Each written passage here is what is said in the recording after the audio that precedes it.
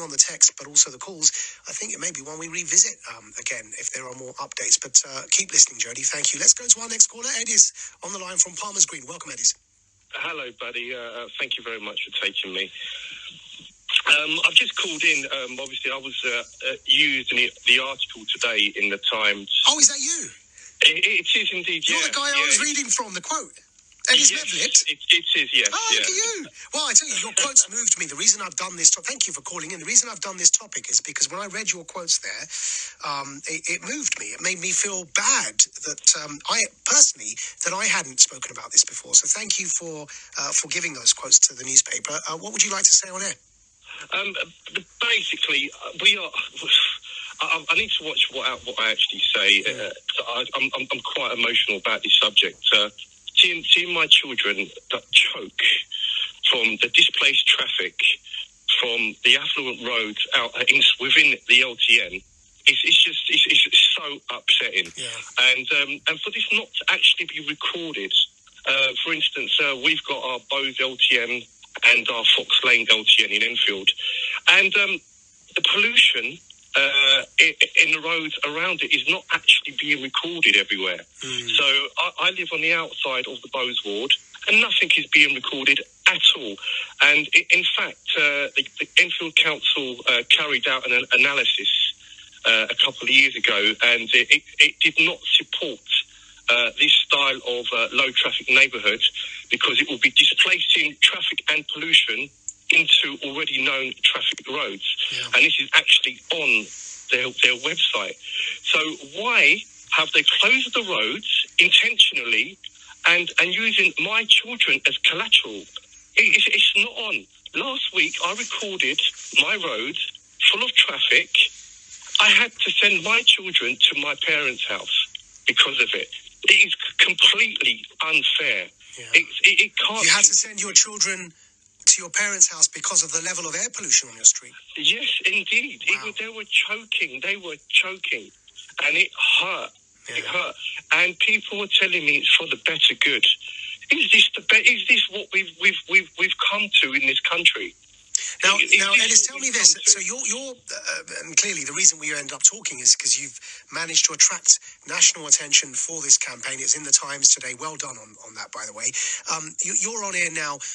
So a few questions for you. First of all, how is your campaign going? Are you managing to attract the attention of those that are the decision makers? And then I'll come to my second question in a minute. I hope so, because I've been complaining regarding traffic for a while now, and I've always lived in a known sort of traffic spot. If there was an accident on the North Circular Road, obviously traffic would back up. But now the filtering of certain roads to keep the more affluent people happy, I won't say I've upped my game, but people have taken notice. Yeah.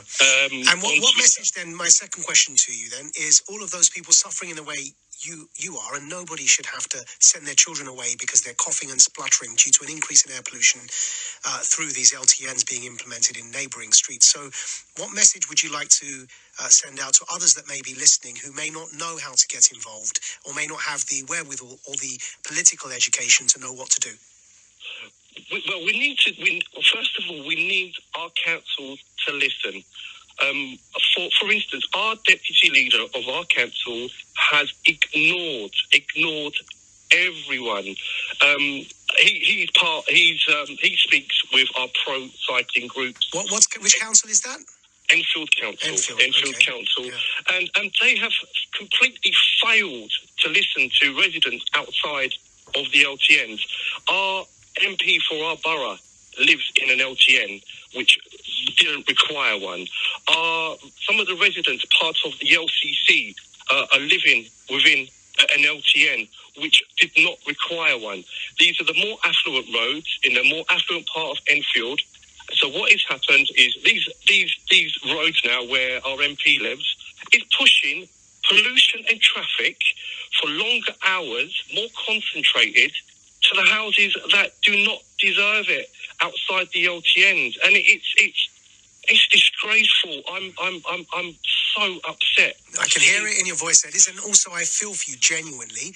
I want to assure you that we will hopefully return to this. If there are developments in your campaign, you spoke to Zoe, my producer, before coming on air. If there are developments, landmarks, milestones that you reach in this campaign, please get back in touch with us. Call us again, and we'd love to have you back to discuss any updates, because your quotes in the Times today are the reason I did this subject as a debate for an hour. So I thank you, I salute you, and I wish you the best of luck, and I hope that you manage to get a cleaner air for your children in particular, Ediz. Thank you very much for taking me. I do appreciate it. Thank you very much. Thank you. The time now on LBC is 3:32. It's time for the news headlines with Glenn Thompson. Boris Johnson says he's optimistic about being able